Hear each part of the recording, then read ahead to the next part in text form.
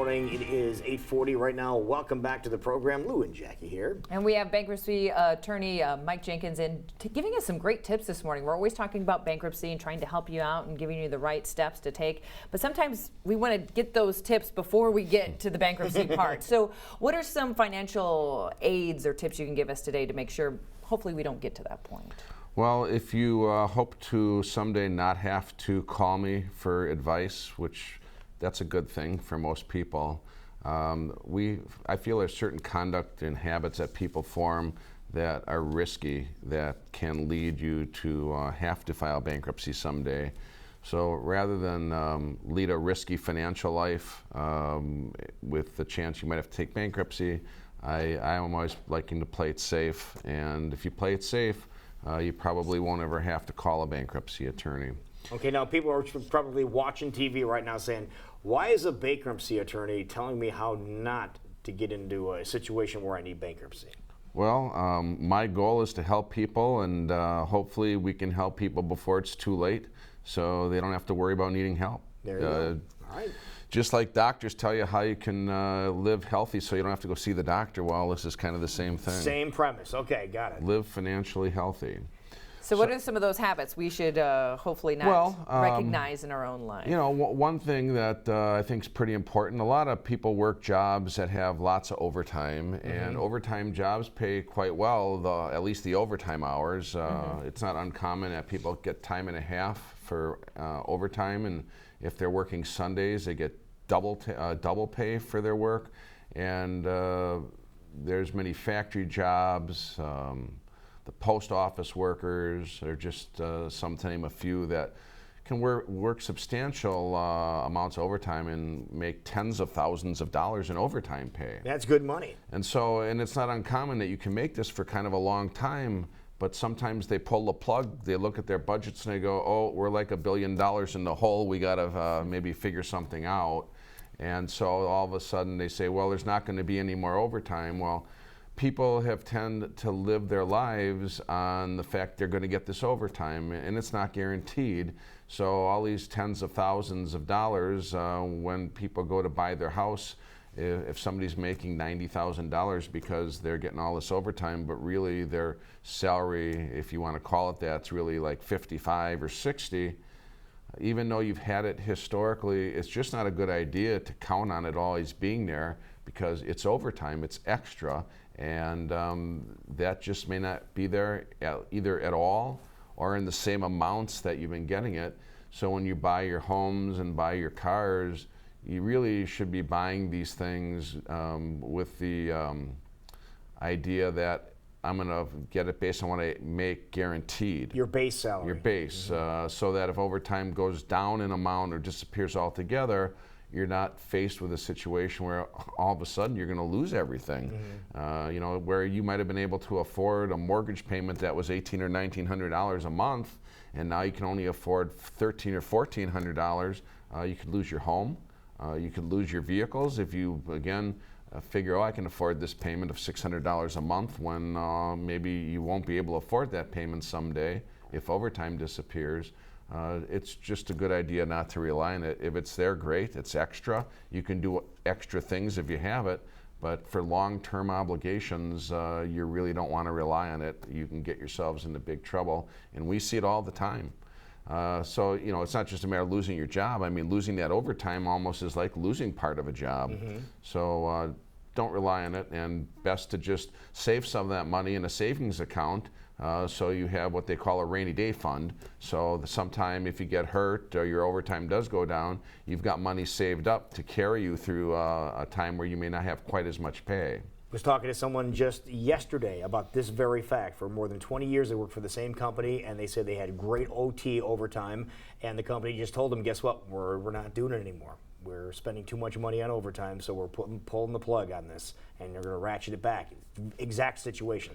And not only that, I mean, I've been reading articles, we're facing automation, and they're talking about how some workers' jobs are being displaced because of technology, and if not displaced altogether, again, this may affect the overtime hours when there may be other ways some of this work might be getting done. So yeah, it's just not a good idea to just assume it's always going to be there, because sometimes it disappears. Well, and I'm glad you mentioned, you're mentioning these various habits because it is things you see in your office on a regular basis. So let's talk about another one of those habits we want to watch out for. Well, another real big one, and I think for any regular viewers of the show that have seen me, I've talked a lot about the way people use their credit cards, and these are just really bad habits that people get, and it's not a minority of people. I mean, people who aren't in financial trouble yet just have way too many credit cards, charge way too many things, and build up way too big of credit card balances. And it is lower income people that get credit cards, and it's people that make lots of money. Then I've never really quite understood why people that are making six-figure incomes need to be carrying $50,000, $75,000, $100,000 in revolving credit card debt. Wow. I mean, if you make good money, why don't you just pay cash for things and you got the money?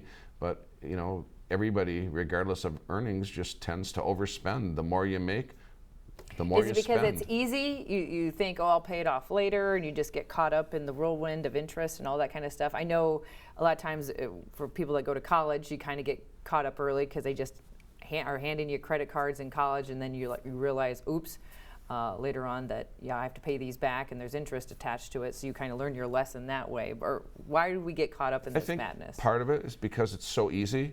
Part of it, I call we're in an instant gratification society. If you want something, you just get it now because you can, instead of actually affording it and saving up, budgeting for it. And the other thing is, people that are making lots of money didn't always make lots of money. So they may have, going up the ladder, used credit cards and bought things when they wanted to. And now they can buy nicer things when they want to because more credit's made available. And so they just buy bigger and shinier things than they did when they made half as much as they do. But again, this whole concept of using credit cards is something that this culture grows up with.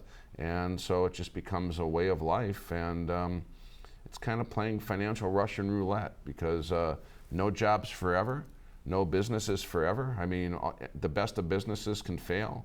I mean, we're seeing big companies that have been around with us for an entire lifetime, like Sears, starting to go down the drain. Right.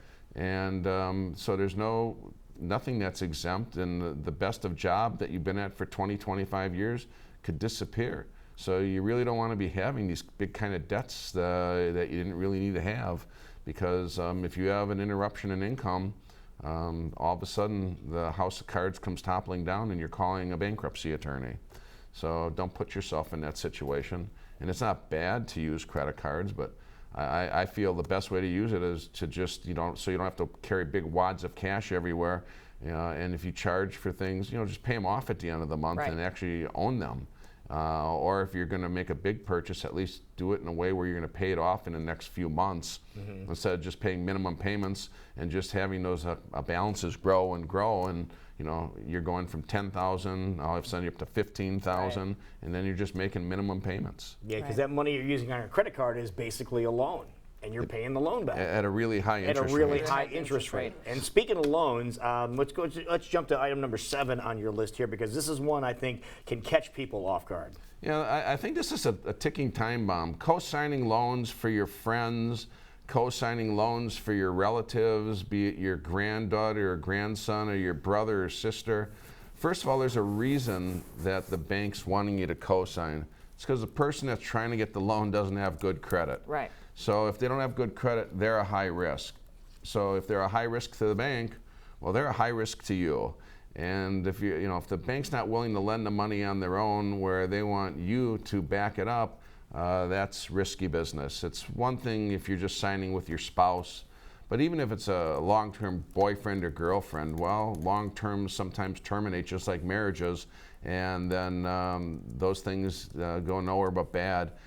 We see so many situations where people have co-signed, and the person who was a high risk ended up making bad on the loan, just as one might expect. And that's not all the time, but again, it's risky business. So that person loses their job and doesn't pay it. the car gets repossessed, and guess what? They're coming after you. And when these cars get repossessed, they're not exactly just small amounts that they come after you for. The car goes to an automobile auction that dealers go to, and if the car was purchased new within the last 2 or 3 years, there's a substantial amount that's going to end up being owed. It's not uncommon where there's over $10,000, $15,000 left owing on these loans, and they're going to come after you where you may have been living happily along financially, maybe only had a couple credit cards, using them responsibly, may have your own car payments, and all of a sudden you got this big debt chasing you, and you're not making $100,000 a year, and you may have a family. Now you got to file bankruptcy because of somebody else. Well, it's bad enough if you got to file bankruptcy because of your own poor decisions, but you sure don't want to file bankruptcy because of somebody else's. Right. So the best idea is don't co-sign. And we see situations where a parent won't or can't co-sign for one of their kids, so then grandma goes and co-signs the loan, and it's just like, well, that just isn't good. And some of these people are on a fixed income, and so I just shake my head, but I see it all the time. I feel so sorry for these people. They're trying to be nice to their relative or their friend, and it blows up on them, and they're the one that ends up in a bankruptcy. Right. And the other person might end up in a bankruptcy too, but they don't really care because they didn't have good credit They've in the already first been place. down And that you've path. seen these all firsthand. We see this every day. There's many more we can talk about, and let's do that at a future date. But if people want to get in touch with you because they're realizing these are habits that are already in their lifestyles, and there's something they can do to help, and that is by contacting you. How can they do that? You can call me at my phone number at 255-1855, or you can find me on the internet at www.iowa-bankruptcylaw.com. That works. Michael Jenkins, thank you very much. Great job as Thank you. always. It is 8:52, and we will be right back. This is CW Iowa Live in West Des Moines.